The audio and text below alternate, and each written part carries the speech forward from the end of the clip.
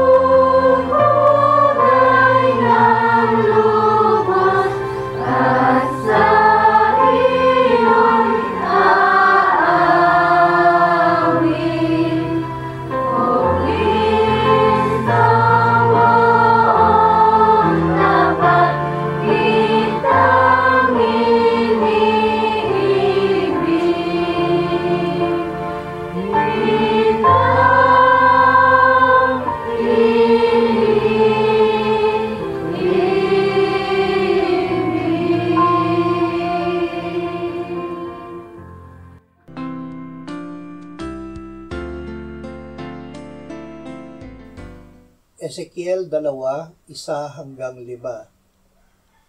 Sinabi niya sa akin, "Anak ng tao, tumayo ka sa iyong mga paa at ako'y makikipag-usap sa iyo." Nang siya'y magsalita sa akin, ang Espiritu ay pumasok sa akin at itinayo niya ako sa aking mga paa. At narinig ko siya na nagsasalita sa akin. Kanyang sinabi sa akin, "Anak ng tao, isinusugo kita sa mga anak ni Israel, sa isang bansa ng mga mapaghimagsik na naghimagsik laban sa akin. Sila at ang kanilang mga ninuno ay nagkasala laban sa akin hanggang sa araw na ito. Ang mga tao ay wala ring galang at matitigas ang ulo. Isinusugo kita sa kanila at sasabihin mo sa kanila, ganito ang sabi ng Panginoong Diyos. Kung pakinggan man nila o hindi, sapagkat sila'y mapaghimagsik na sambahayan, ay malalaman nila na nagkaroon ng propeta sa gitna nila." Ang solusyon ng Diyos sa paghihimagsik. Ang makasalanan ay naghihimagsik sa Diyos. Ayaw niya na makinig man lamang sa salita ng Diyos. Gayunman, hindi nagmamaliw ang Diyos sa pagbibigay ng solusyon sa paghihimagsik ang kanyang salita. Noong unang panahon, ang Diyos ay nagsalita sa iba't ibang panahon at sa iba't ibang paraan sa pamamagitan ng mga propeta. Subalit sa mga huling araw ay nagsalita siya sa pamamagitan ng kanyang anak. Ang anak ang kaningningan ng kaluwalhatian ng Diyos at tunay na larawan ng kanyang kalikasan at kanyang inaalalayan ang lahat ng mga bagay sa pamamagitan ng kapangyarihan ng kanyang salita. Matapos na linisin niya ang ating mga kasalanan, siya ay umupo sa kanan ng Diyos sa kaitaasan. Awit 123, 1-3. Sa iyo'y aking itinitingin ang mga mata ko, o ikaw na sa kalangitan ay nakaupo sa trono. Gaya ng mga mata ng mga alipin na nakatingin sa kamay ng kanilang Panginoon, gaya ng mga mata ng alilang babae na nakatingin sa kamay ng kanyang Panginoong babae, gayon tumitingin ang aming mga mata sa Panginoon naming Diyos hanggang sa siya'y maawa sa amin.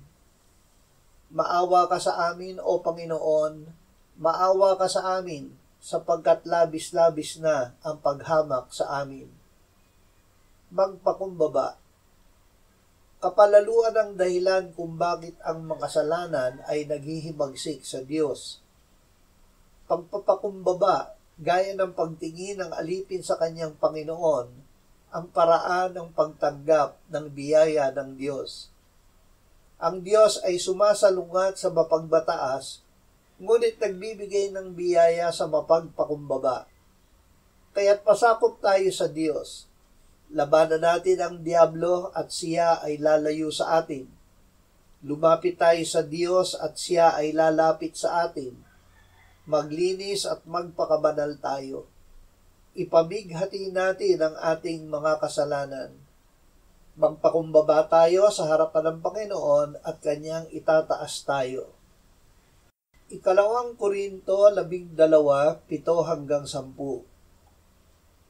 Dahil sa kalabisan ng mga pahayag, upang ako'y huwag magyabang ng labis, binigyan ako ng isang tinik sa laman, isang sugo ni Satanas upang ako'y saktan, upang ako'y huwag magmalaki ng labis.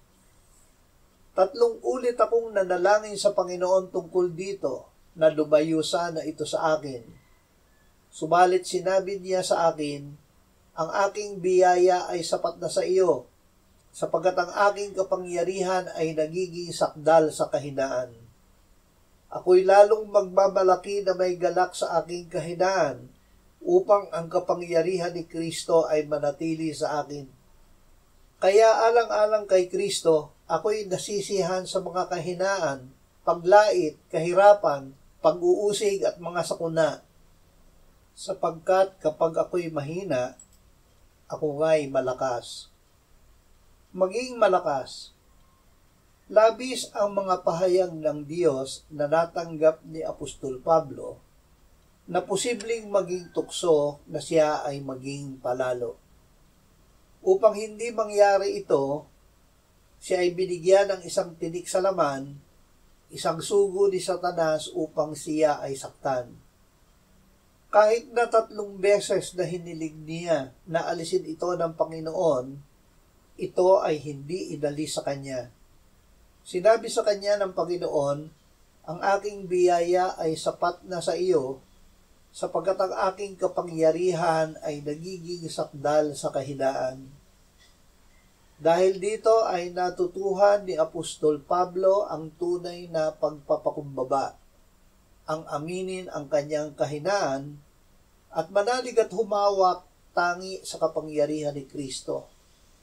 Natutuhan niya na dahil kay Kristo, kapag siya ay mahina, siya ay malakas.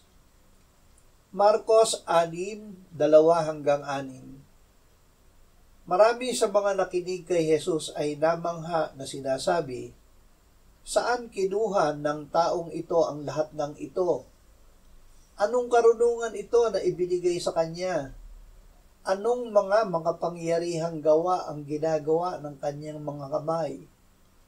Hindi ba ito ang karpintero, ang anak ni Maria at kapatid ni Santiago, Jose, Judas at Simon?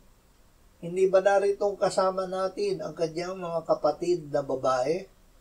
At sila'y natisod sa kanya. Kaya't sinabi sa kanila ni Jesus, ang propeta ay hindi nawawala ng karangalan maliban sa kanyang sariling bayan, sa kanyang sariling mga kamag-anak at sa kanyang sariling bahay. Hindi siya nakagawa roon ng anumang makapangyarihang gawa maliban sa ipinatong niya ang kanyang kamay sa ilang mga may sakit at pinagaling sila nang gilala siya sa kanilang hindi pagsampalataya. Ang hindi pananampalataya. Sa kanyang pangangaral, ang Panginoong Hesus ay nagpagaling ng mga may sakit at nagpalayas ng demonyo sa mga pinahihirapan nito. Ito ay mga makapangyarihang gawa, ngunit ito ay hindi niya nagawa sa kanyang sariling bayan. Ang dahilan ay ang kanilang hindi pananampalataya. Ang walang pananampalataya ay nagpapalalo sa harapan ng Diyos. Ano man ang hindi ayon sa pananampalataya ay kasalanan. Gayunman kahit siya ay hindi pinanaligan ng kanyang mga kababayan, may ilang may sakit na lumapit sa kanya. Ipinatong niya ang kanyang mga kamay sa kanila at pinagaling sila. Gamot sa kawalan ng pananampalataya. Salita ng Diyos ang gamot sa kawalan ng pananampalataya. Ang pananampalataya ay bunga ng pakikinig ng salita ng Diyos. Noong una ay nagsalita ang Diyos sa pamamagitan ng mga propeta. Bandang huli ang salita ng Diyos ay nagkatawang tao at nakipabayan sa atin. Ipinangaral niya ang Ebanghelyo. Kahit may mga tumangging manalig, patuloy siyang nangaral. At isinugo niya ang kanyang 12 alagad na mangaral na ang mga tao ay dapat magsisi. Binigyan niya sila ng kapangyarihan na magpagaling ng mga may sakit at magpalayas ng masamang espiritu. Umayo ang mga alagad at nangaral. Nagpalaya sila ng maraming demonyo, pinahira ng langis ang maraming may sakit at pinagaling sila.